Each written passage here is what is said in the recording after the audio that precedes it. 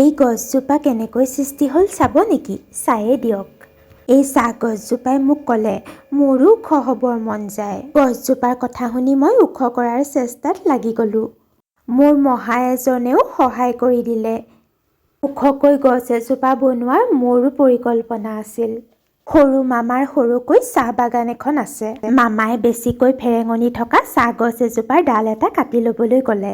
বেলেগ এজন মামাই কাটি দিলে।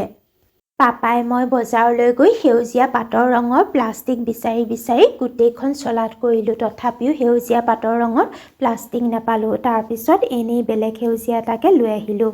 লৈ আহি ঘৰত ৰং কৰিলোঁ। তাৰপিছত ৰং কৰি কেইদিনমান ৰ'দত শুকুৱালোঁ। এই মিহি মিহি তাঁৰবোৰ কাটি উলিয়াওঁতে বৰ কষ্ট হৈছিল। ফুল বনাবলৈ এই তাঁৰবিধে মই ইউজ কৰোঁ। এনেদৰেই কাটি উলিয়াওঁ। এতিয়া এই গছজোপাত এটা দুটাকৈ পাত ওলাই গৈ থাকিব। এটা দুটাকৈ পাত ওলাই ওলাই গোটেই গছজোপা ভৰি যাব।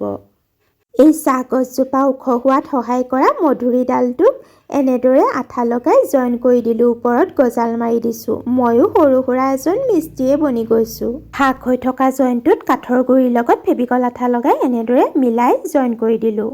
গছজোপা ওখ হৈ গ'ল। কিছুদিনৰ পিছত এই গছজোপাতে সোণাৰু ফুলো ফুলিব। ভিডিঅ'টি চোৱাৰ বাবে ধন্যবাদ।